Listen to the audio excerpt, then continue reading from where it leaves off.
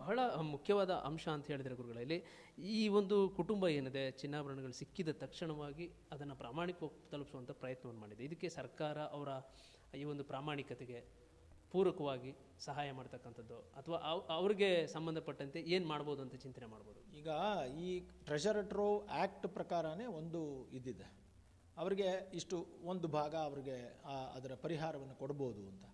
ಅಂದರೆ ಇವಾಗ ಚಿನ್ನ ಸಿಕ್ಕಿದ ತಕ್ಷಣ ಚಿನ್ನವನ್ನೇ ಪರಿಹಾರ ಕೊಡಲ್ಲ, ಅದಕ್ಕೇನು ವ್ಯಾಲ್ಯೂ ಇದೆಯೋ ಅದನ್ನು ಸರ್ಕಾರದಿಂದ ಅವ್ರು ಕೊಡಿಸಲಾಗ್ತದೆ. ಇಲ್ಲಿ ತನಕ 1 ಲಕ್ಷ ರೂಪಾಯಿ ಸಾಮಾನ್ಯವಾಗಿ ಬಹುಮಾನಗಳನ್ನು ಕೊಡ್ತಾರೆ. ಅಂದರೆ ಯಾರೇ ಒಂದು ಮಾಹಿತಿನ ಕೊಟ್ಟರೆ ಈ ಥರದ್ದನ್ನು ಅವರು ತೋರಿಸಿದ್ರೆ ಅದಕ್ಕೆ 1 ಲಕ್ಷ ರೂಪಾಯಿ ಬಹುಮಾನ ಇದೆ. ಆದರೆ ಈ ಕೇಸಲ್ಲಿ ಒಂದು 10 ಲಕ್ಷ ರೂಪಾಯಿ ತನಕನೂ ಕೊಡ್ಬೋದು ಅವ್ರಿಗೆ, ಯಾರಿಗೆ, ಆ ಕುಟುಂಬಕ್ಕೆ. ಆದರೆ ಅದು ಸರ್ಕಾರದ ವಿವೇಚನೆಗೆ ಬಿಟ್ಟಿದ್ದು, ಮತ್ತು 10 ಲಕ್ಷ ರೂಪಾಯಿನ ನಾಳೆ ಬೆಳಿಗ್ಗೆ ಕೊಡೋಕ್ಕಾಗೋದಿಲ್ಲ. ಅದು ಜಿಲ್ಲಾಧಿಕಾರಿಗಳಿಂದ ನೋಟಿಫಿಕೇಷನ್ ಆಗಿ ವೆರಿಫಿಕೇಷನ್ ಆಗಿ ಎಲ್ಲ ಆದಮೇಲೆ ಇವರು ಅರ್ಹರು ಅಂತ ಕಂಡು ಬಂದಲ್ಲಿ ಸರ್ಕಾರದ ನಿಯಮಗಳ ಪ್ರಕಾರ ಅವರಿಗೆ 1 ಲಕ್ಷದಿಂದ 10 ಲಕ್ಷ ರೂಪಾಯಿ ತನಕನೂ ಬಹುಮಾನವನ್ನು ಕೊಡ್ಬೋದು. ಅದು ಸರ್ಕಾರದ ವಿವೇಚನೆಗೆ ಬಿಟ್ಟಿದ್ದು. ಯಾಕಂದರೆ ಗುರುಗಳೇ, ಈ ಥರದ ಚಿನ್ನಾಭರಣಗಳು ಸಿಕ್ಬಿಟ್ರೆ ಕೆಲವರು ಅಲ್ಪ ಸ್ವಲ್ಪನಾದರೂ ಸ್ವಲ್ಪ ಸೇವ್ ಮಾಡ್ಕೊಳ್ಳೋಣ ಗೊತ್ತಿಲ್ಲದೆ ಇರೋ ರೀತಿಯಲ್ಲಿ ಆ ಥರದ್ದೊಂದು ಯೋಚನೆ ಮಾಡ್ತಾರೆ ಅಂಥವ್ರು ಕೂಡ. ಸೊ ಆ ಥರದ ಪ್ರಯತ್ನವನ್ನು ಕೂಡ ಮಾಡದೆ ಇವರು ಏಕಾಏಕಿ ತಿಳಿಸುವಂಥ ಪ್ರಯತ್ನವನ್ನು ಮಾಡಿದ್ದಾರೆ. ಹಾಗಾಗಿ ಇವ್ರಿಗೆ ಸರ್ಕಾರ ಅವರ ಪ್ರಾಮಾಣಿಕತೆಗೆ ನಾವು ಮೆಚ್ಚಲೇಬೇಕು. ಆ ಪ್ರಾಮಾಣಿಕತೆಗೆ ಸರ್ಕಾರ ಅವ್ರಿಗೇನಾದರೂ ಒಂದು ಬಹುಮಾನವನ್ನು ಕೊಡಬೇಕು, ಅದೇನು ಎರಡನೇ ಮಾತಿಲ್ಲ. ಆದರೆ ಕಾನೂನಿನ ಪ್ರಕಾರ ಹೋಗಬೇಕಲ್ಲ ಸರ್ಕಾರ ಕೂಡ.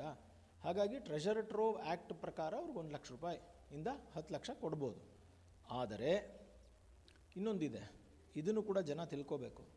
ಒಂದು ವೇಳೆ ವರದಿನೇ ಮಾಡದೇ ಇದ್ದರೆ, ನೀವು ಹೇಳಿದ ಪ್ರಕಾರ ಸ್ವಲ್ಪ ಮುಚ್ಚಿಟ್ಕೊಂಡ್ರೆ, ಕಾನೂನಿನ ಪ್ರಕಾರ ಶಿಕ್ಷಾರ್ಹ ಅಪರಾಧವಾಗ್ತದೆ.